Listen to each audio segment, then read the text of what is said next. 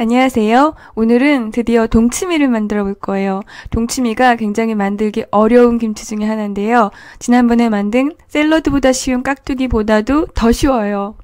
그런데 맛은 세상에서 최고예요. 그 방법 알려드릴게요. 제일 먼저 물을 손질하셔야 되는데요. 무랑 무청 그리고 다른 부재료 손질하는 방법은 제가 다른 영상으로 보여드릴게요. 재료 손질하는 것도 아주 중요하니까 그 동영상도 꼭 찾아봐 주세요. 그리고 많은 분들이 예측하시겠지만은 저는 물을 절이지 않고 동치미를 담글 거예요. 오늘 사용할 동치미는 동치미무 2개를 사용할 거고요. 제일 먼저 소금물을 준비할게요. 필요한 소금의 양은 천일염 15g, 테이블스푼 소복하게 담아주시면 돼요. 그리고 물을 반컵 120ml를 넣고 천일염을 녹여주세요. 그리고 이제는 찬물 120ml 반컵을 넣고 온도를 떨어뜨려 주세요. 천일염이 더럽다고 생각하시는 분이 있어서 끓여준 거예요. 근데 그런 거 싫으면 안 끓이셔도 좋아요. 그런데 여기서 박테리아가 좋아하는 것들에 대해서 알아볼게요. 박테리아는 따뜻한 걸 좋아해요.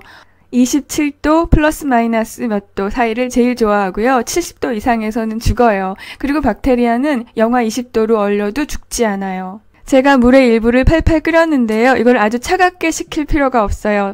그리고 이제 추가로 물을 더 부어야 되는데요. 그 물도 냉장고에 보관하지 마시고요. 상온으로 보관해 주세요. 그리고 이제 본격적으로 준비를 할 건데요. 마늘을 무 하나당 2개씩 총 4개를 다져서 밑바닥에 깔아주세요. 그리고 아까 저며 놓았던 생강도 밑바닥에 깔아주시고요. 그리고 저는 여기에다가 통후추를 넣을 거예요. 통후추, 열알을 이것도 밑바닥에 깔아주세요. 지금 저희 집 김치통이 다 동원이 돼 있는 상태여서 이 작은 보관 용기를 사용하게 됐어요. 그래서 동치미 물을 2개밖에 못 넣었는데요. 지금 제가 만든 방법으로 100개, 200개, 1000개까지도 만들 수 있으니까 재료만 같은 비율로 늘려주시면 돼요. 물을 꽉 차게 넣어주시고요. 여기에다가 배도 사이사이에 밀어서 넣어주세요. 그리고 여기에다가 무청을 넣어주시고요. 그리고 쪽파 5개에서 6쪽을 넣어주시는데요. 쪽파의 머리 부분은 익는데 시간이 좀 많이 걸리거든요. 그러니까 저 머리 부분의 두꺼운 부분은 칼집을 한번 내주시는 게 좋을 것 같아요. 그리고 나머지 무청도 올려주신 다음에요. 아까 준비해 두었던 따뜻한 소금물을 여기에다가 부어주세요. 그리고 이 시점에서 또 박테리아가 좋아하는 게 뭐인지를 한번 생각해 볼게요. 그건 바로 수분이에요. 수분이 많으면 많을수록 발효도 잘 되고 잘 썩어요. 대신에 수분이 아예 없으면은 발효도 일어나지 않고 썩지도 않아요. 동치미는 다른 김치들에 비해서 수분이 훨씬 많잖아요. 그렇기 때문에 발효가 훨씬 더 잘 일어나요. 대신에 발효가 지나치게 많이 일어날 위험이 있고 그리고 쉽게 썩을 수가 있어요. 그래서 박테리아의 활동을 억제할 미네랄이 많은 물, 경도가 높은 물을 사용하실 필요가 있어요. 사실 동치미가 북한 음식이잖아요. 북한은 광물이 많기 때문에 아무래도 남한보다 경도가 높을 거예요. 만약에 한국에서 동치미를 담그고 싶다면은 평창수 또는 다른 강원도에서 나온 생수를 사용하시면 되고요. 만약에 서울이나 부산에 사신다면은 그냥 수돗물을 끓여서 사용하세요. 그런데 정수기 물은 사용하시면 안 돼요.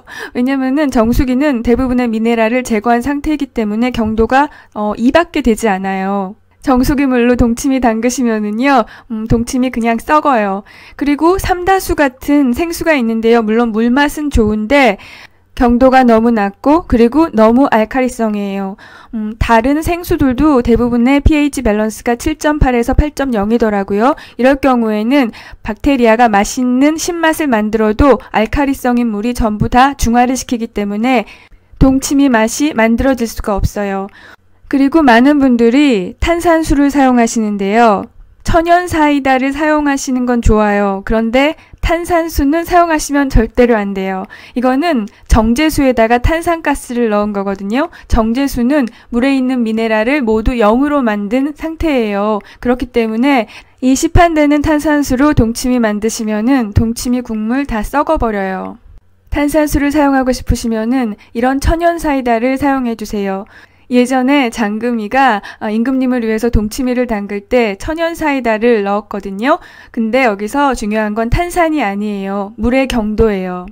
탄산은 뚜껑 열자마자 다 날아가기 때문에 아무 소용이 없어요.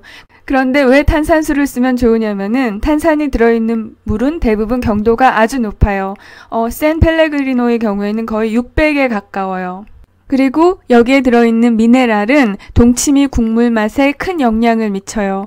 만약에 100% 샌 펠레그리노로 만드셨다면은 맥주로 따지면 기네스처럼 아주 강한 맛이 날 거고요. 만약에 좀 조금만 넣으셨다면은 순한 맥주 맛처럼 순한 동치미 국물이 될 거예요.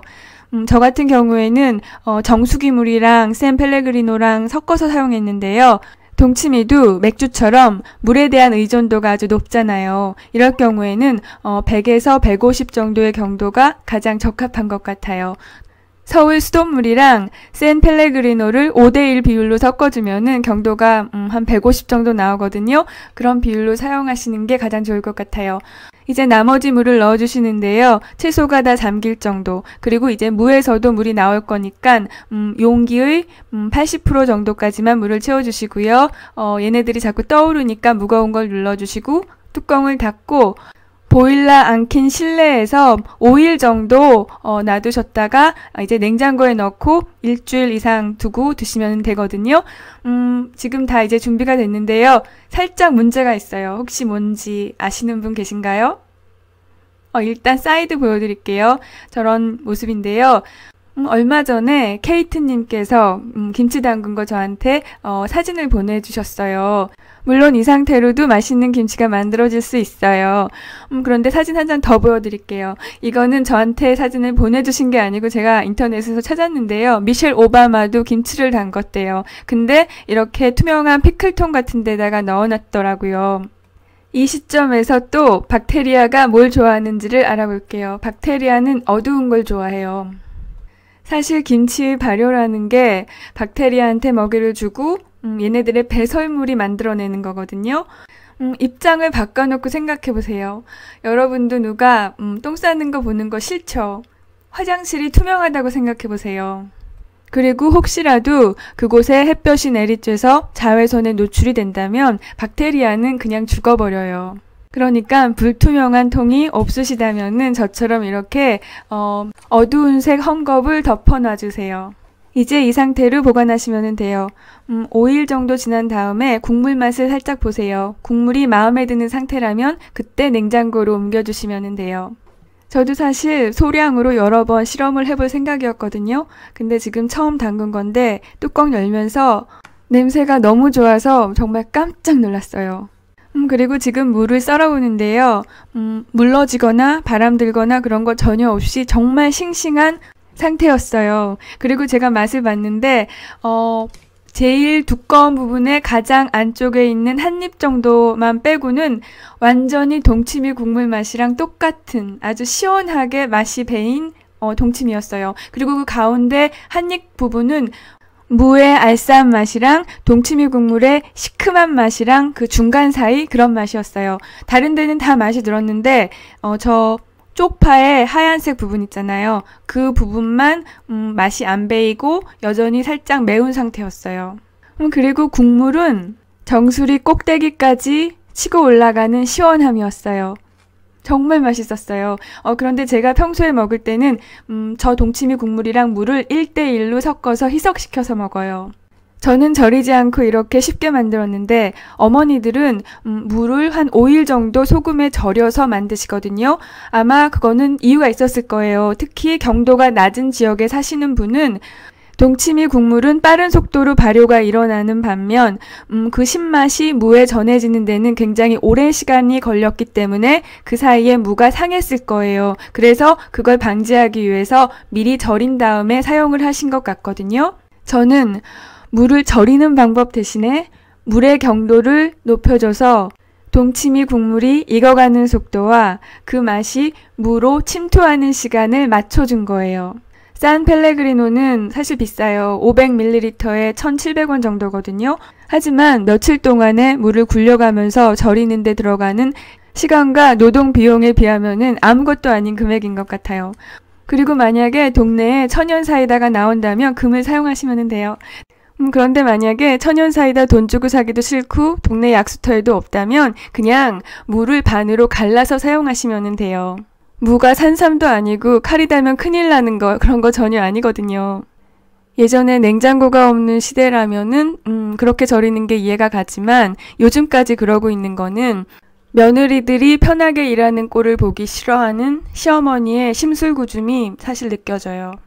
그래서 결과적으로 한국의 김치는 너무 짜고 만들기가 복잡하다라는 불명예를 안겨줬어요. 이제는 그 불명예를 벗겨내야지 된다고 생각해요. 김치 만드는 거는 샐러드 만드는 것만큼 쉬워요. 오늘은 여기까지 할게요. 오늘 영상 마음에 드셨으면 좋아요, 공유, 그리고 댓글 많이 남겨주세요. 그리고 저는 언제나처럼 해퍼질게요. 사랑해요. 오늘도 봐주셔서 감사합니다. 안녕히 계세요.